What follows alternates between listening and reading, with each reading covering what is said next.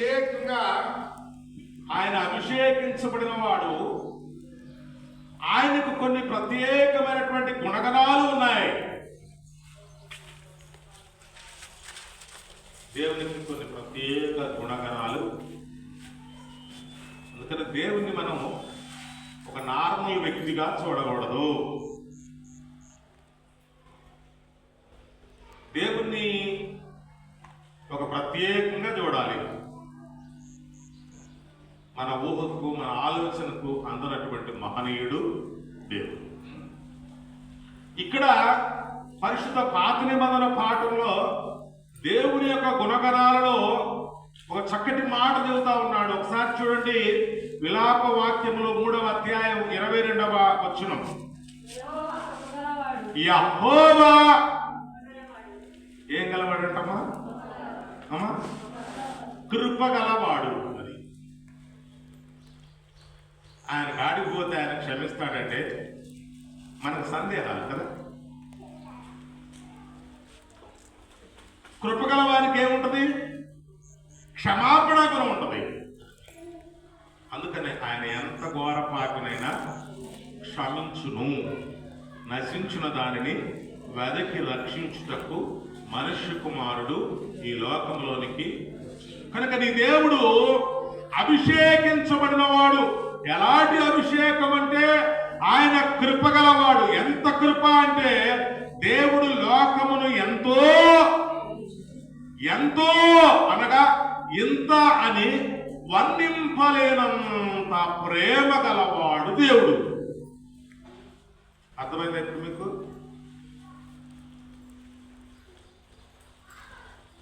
దేవుడు కృపగలవాడు. అందుకనే ఇంకా అక్కడే ఒక మాట ఉంది, భలే మాట. చదవండి అక్కడే. ఆయన వాత్సల్యత ఎడతెగక నిలుచుచున్నది కనుక మనము నిర్మూలము కాకుండా ద్వారా. నిర్మూలం అంటే అర్థమేంటి? నిర్మూలం అంటే అర్థమేనమ్మా, పాపం వల్ల వచ్చే జీవితం అంటే అర్థమేంటి? ఇంకేం లేదు, మన చరిత్ర ముగిసిపోయిందని అర్థం. నిర్మూలం అంటే చరిత్ర అయిపోయింది పాపం. కనుక ఇక్కడ జ్ఞాపకం చేస్తున్న మాట ఏంటంటే ఆయన ఎంతైనా వాత్సల్యత గలవాడు కనుక మనం ఎన్ని దుర్మార్గాలు చేసినా, మనం ఎన్ని పాపం చేసినా ఏమవుతున్నామట? ఆయన కృప వలన మనము నిర్మూలము కాకుండా వారముగా ఉన్నాం. ఇజ్రాయేలీలు వారి యొక్క నిరీక్షణను జ్ఞాపకం చేస్తా ఉన్నారు. ఎందుకంటే దేవుడు ఎంతైనా కృపగల వాడు. ఆయన వాత్సల్యత చొప్పున. వాత్సల్యత అంటే, వాత్సల్యము అంటే ఏంటి? ప్రేమ. ఇంకా వాత్సల్యము అంటే ఏంటి? ఇంకా ప్రేమ. ఇంకా వాత్సల్యం అంటే ఇష్టం కదా. అప్పుడప్పుడు అంటాం కదా, అన్న కొడుకున్నాం లేకపోతే చెల్లి కూతురున్నాం, ఎవరు నచ్చిన పిల్లలు చూసుకుని ఏం చేస్తాం? నా బంగారం చక్కని తండ్రి అంటాం కదా. అంటే అది ఆ వాత్సల్యత, ఒక రకమైనటువంటి ప్రీతి. వాత్సల్యత హృదయంలో నుండి ఒక మంచి ఇష్టత. కనుక దేవునికి కూడా మన పిల్లలం కనుక మన పిల్లల మీద ఆయనకు వాత్సల్యము, మనం ఆయన పిల్లలము కనుక మన మీద ఆయనకు వాత్సల్యం ఉన్నది. ఆ వాత్సల్యాన్ని బట్టి ఏం చేస్తాడా? మనం నిర్మూలం కాకుండా వాత్సల్యం. ఆయనకు అలాంటి వాత్సల్యం, అలాంటి ఇష్టత మన మీద ఉన్నది. కనుక దేవుడు మనను ఎంతగానో ఇష్టపడతా ఉన్నాడు. దేవుడు మానవుని త్రోసివేసేవాడు కాదు.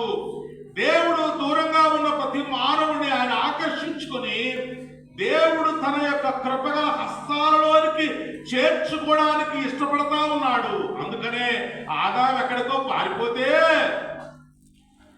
చెట్ల చాట్లో ఉంటే ఆదామా నీవెక్కడా? దేవుని స్వరము ఆదామును వెతుక్కుంటూ వెళ్ళింది.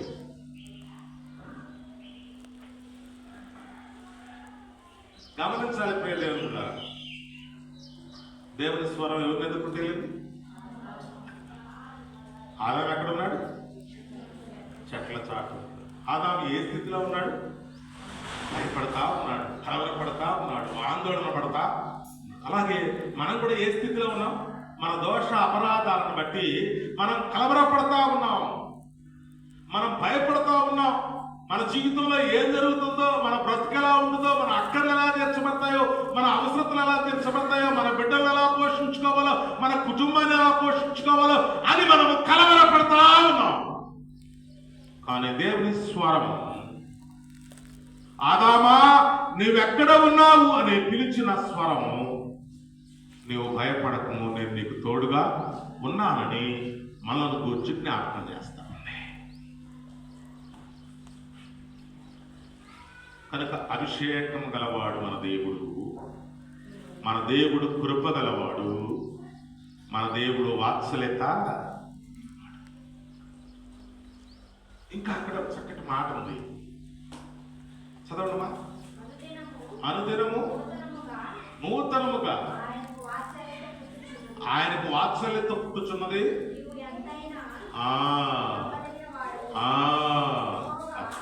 అక్కడ ఒక మాట మళ్ళీ చూడమ్మా. నీవు ఎంతైనా నమ్మదగిన వాడవు. 3 విషయాలు జ్ఞాపకం చేసుకునండి పాత నిబంధనలో. ఒకటి, యెహోవా కృపగలవాడు. చెప్పండి, యెహోవా. రెండవది, యెహోవా వాత్సల్యత కలిగి ఉన్నటువంటి వాడు. ఏం కలిగి ఉంది? మూడవది, ఆయన ఎంతైనా నమ్మదగిన దేవుడు. మనమేమో నమ్మదగని వారము, ఆయనేమో నమ్మదగిన. ఓ పాష్ గారు భలేవాడే, ఆయన అట్టుండనే, ఆయన నమ్మబాకండి సాగవు అంటాం కదా, అంటావా? ఇక మానవులు నమ్మకంగా ఉండలేకపోవచ్చు. కానీ నేను సృజించిన దేవుడు, నీ కొరకు తన రక్తం కార్చిన దేవుడు, నీ కొరకు సిలువలో బలియాగమై నిన్ను ప్రేమించిన దేవుడు ఎంతైనా నమ్మదగిన వాడు.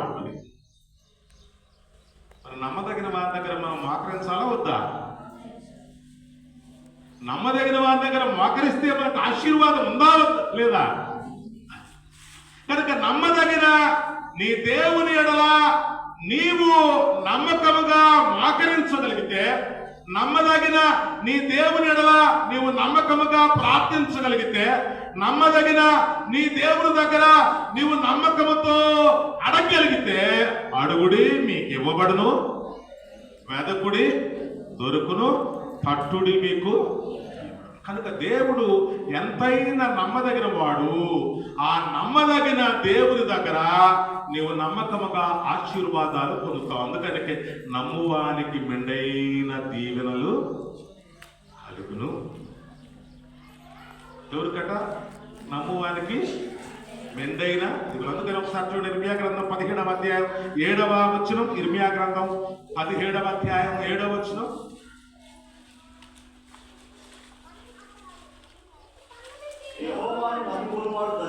యెహోవాను నమ్ముకొనువాడు ధన్యుడు, యెహోవా వానికి ఆశ్రయముగా ఉండును.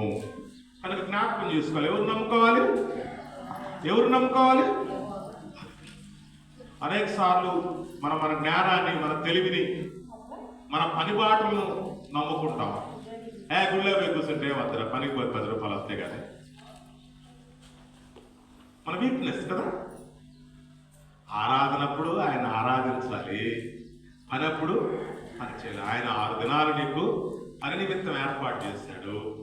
7వ దినం ఆయన స్తుతించడం కొరకు ప్రభు దినంగా ఇచ్చాడు నీకు.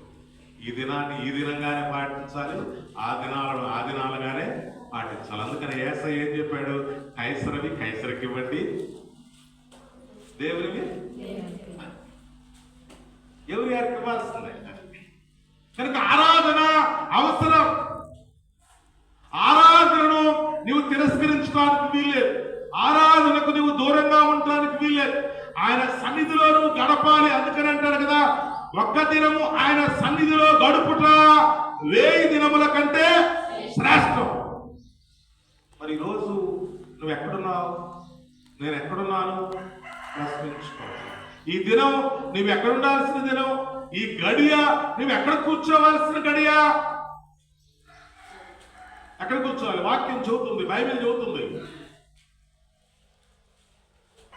ఆరాధనలో నేను కూర్చోవాలి. నీకు ఎన్ని పనులున్నా, ఎన్ని ప్రయాణాలున్నా, ప్రత్యేకంగా నీవు ఆయన సన్నిధిలో కూర్చోవాలి. ఎందుకు అంటే ఆయన ఎంతైనా నమ్మదగిన దేవుడు కనుక. నీవు ఆలోచించే ఏ పని నిన్ను నమ్మకంగా ముందుకు సాగించలేదు. నువ్వు నమ్ముకున్న ఏ వ్యాపారము నిన్ను ముందుకు సాగించలేదు. నువ్వు నమ్ముకున్న ఏది నిన్ను ముందుకు సాగించలేదు. అవేమి ఎంతవరకు ఉంటాయో తెలియదు, కానీ నిన్న నేడు నిరంతరము ఏకరీతిగా ఉన్నవాడు, నీకు తోడై ఉన్న దేవుడు, ఆయన ఎంతైనా నమ్మదగిన దేవుడు. ఈ మాట అమ్మా నమ్ముతున్నారా? ఆయన నమ్మకం గలవాడని నమ్ముతున్నారా? నమ్మితే ఆయన నమ్మకమైనటువంటి ఆశీర్వాదం మనం పొందగలుగుతాం. నమ్మిన వారు. అందుకని యెహోవాను నమ్ముకుని వాడు ధన్యుడు. యెహోవాను నమ్ముకుని వాడు ధన్యుడు. ఆయన ఆశ్రయముగా ఉంటాడు. కనుక దేవుని నమ్ముకోవడంలో, యెహోవాను నమ్ముకోవడంలో మనం శ్రద్ధ వహించాలి. ఎందుకంటే నేను చాలా చోట్ల చూస్తూ ఉంటాను. నేను పుట్టింది లూథరన్ సంఘంలోనే. లూథరన్ సంఘంలోనైనా ఆడవాళ్ళే గుళ్ళో ఎక్కువ ఉంటారు, కానీ మగవాళ్ళు గుళ్ళో ఉండరు. ఎందుకంటే వాళ్ళు పెద్ద మనగాళ్ళు.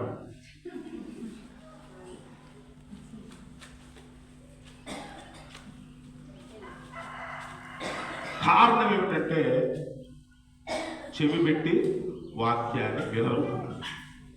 మాకు తెలుసులే గారు అంటారు. గమనించాలి ప్రియ దేవుని బిడ్డలారా, దేవుని వాక్యాన్ని మనం చెవిపెట్టి వినాలి. దేవుని వాక్యం ఎక్కడ దొరుకుతుంది అంటే అది దేవుని సన్నిధిలోనే దొరుకుతుంది. నువ్వు ఎక్కడో ఉండి చెవిపెట్టి విన్నా నీకు అర్థము కాదు. ఎప్పుడైతే దేవుని వాక్యాన్ని ఆయన మందిరములో నీ ఉండి వింటావో, అప్పుడు ఆ వాక్యము నీ హృదయముతో మాట్లాడుతుంది.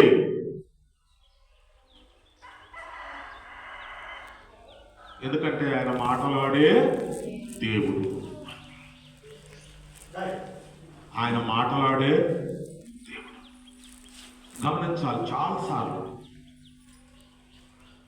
మనము దేవుడిచ్చే ఆశీర్వాదాలు, ధైర్యం పోగొట్టుకుంటూ ఉంటాం. కారణం ఏమిటంటే ఆయన నమ్మదగిన దేవుడిని మనం విశ్వసించం. పరిపూర్ణంగా ఆయన నమ్మదగిన దేవుడిని విశ్వసించగలగాలి. ఆయన నమ్మదగిన దేవునిగా మన కుటుంబం విశ్వసించాలి అంటే మొదట ఆ కుటుంబ యజమాని విశ్వసించాలి. అందుకనే